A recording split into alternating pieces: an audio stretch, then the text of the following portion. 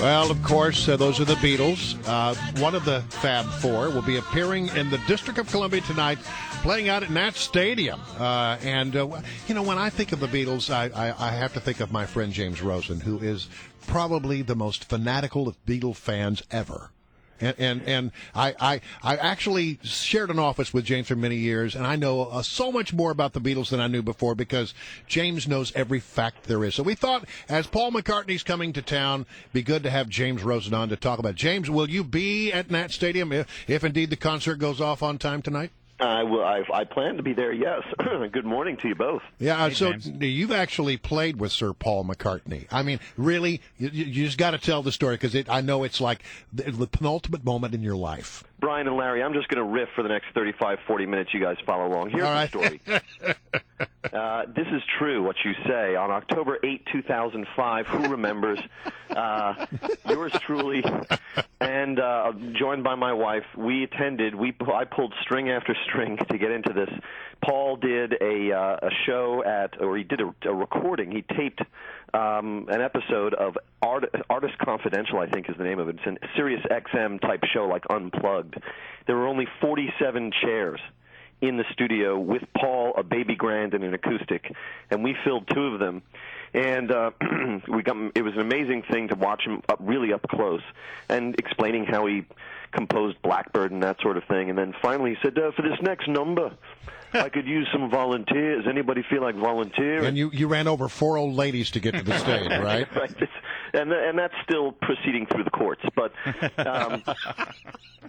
and so I just shot up both. Okay, you, and you. Now, so my wife, who has seen me weep uncontrollably at McCartney concerts because I just can't handle the enormity of the Beatle thing and how soon it's going to be before, unthinkably, there are no Beatles anymore whatsoever. It's just something I can't even fathom. She said, "Please keep your blankety-blank together. You cannot weep on this man." And which I did. So I shook his hand. I got right up there. I was the first up there because we were in the second row, and it's a very small venue here. We're talking about the old XM headquarters there on I guess Florida Avenue, and I shook his hand and I said, "Union wages, right?" "No, you're not going to get paid for this." And then he said a Liverpooliism, if you will, a Liverpoolism, which was, "Don't get above your station."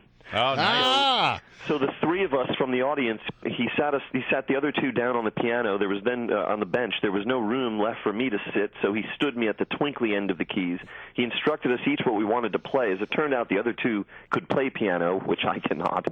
And then, I kid you not, Paul McCartney took my hand and in his hand and actually played the notes, and all he wanted me to do repetitively was two notes back to back, ching ching, ching ching, ching ching, and then the three of us, he showed us how to play it. And then he strapped on the acoustic. He said, "Now, when I start strumming, it's going to be a natural temptation of yours to try and play with me. Don't do that. You'll lose it. I promise you'll lose it. Just keep time with each other." He starts strumming. Instinctively, I tried to keep time with him, and I lost the thing within one revolution. And a little voice popped into my head, a survivalist voice that said, "Good God, man, just focus for dear life on the other two here. Do what he told you to do. Ching, ching." And, what song was it? And the song was "How Kind of You," which was on his 2005 album. He was promoting chaos and creation in the backyard. Yep. I also got to ask him a question at a press conference once. He signed my very low-numbered White Album. And then I conducted a telephone interview with Sir Paul this past November for a Beatles book I've been allegedly writing in the spare time I don't have over the past few years. Yeah, are you still doing that? I am, yes. And what's the focus of that book?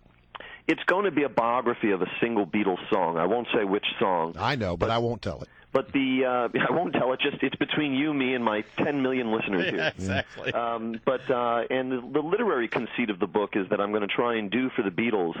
This is very conceited, I recognize. What Tom Wolfe did for the astronauts with The Right Stuff, which is to make the Beatles real characters, help you see the world through their eye sockets, and tell the story of how they created what I think is their masterpiece. So now, honestly, you tell that story, James, and I'm picturing you as one of those 18-year-old girls in the audience of the Ed Sullivan Theater. Buddy Holly eyeglasses glasses from the. Yeah, exactly. It's really a little embarrassing, actually, but that's okay. You're owning it, and so good for you. Is that what's the audience going to be like at the Paul McCartney concert tonight? Is it a bunch of people in their middle years, as we should say, or It'll probably be my 10th time seeing one of his big sort of arena stadium concerts, and my experience has been that it's quite a range. From people who are, of peerage with Sir Paul himself, now in their 70s, all the way down to the third or fourth generation Beatle fans who have been dragged along by their parents. But I think it's a show for all ages. I know, having sort of taken a look at the set list that he's been performing on this tour, that the songs span really from the entirety of his musical career, sometimes from 1962 to the present day. I know on some of these shows he's played I Saw Her Standing There, which is one of his really early compositions. Yeah. So it's terrific. But let's address the real truth of the matter. And look, no, Paul is not dead.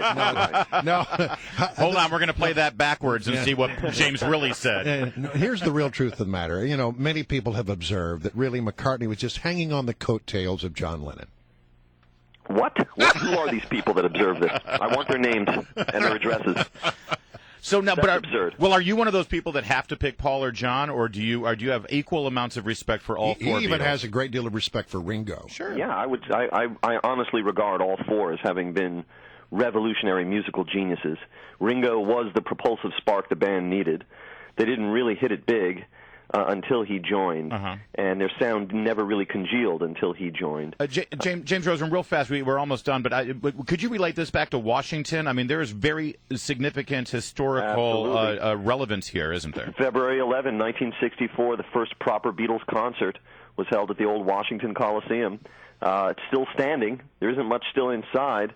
But we're going to come up on the 50th anniversary of that event soon, and I hope the city plans to mark it accordingly. All right, so Paul McCartney coming back to the place where really, from a concert standpoint, it really started for him in America. It was great to have you, aider and abetter James Rosen from Fox News. And proud Thank to be. You very much. We're going to get T-shirts that say that. We're all aiders. We're all aiders and abetters. It's Thanks, guys. It's 17. Thanks, James. Good to have you.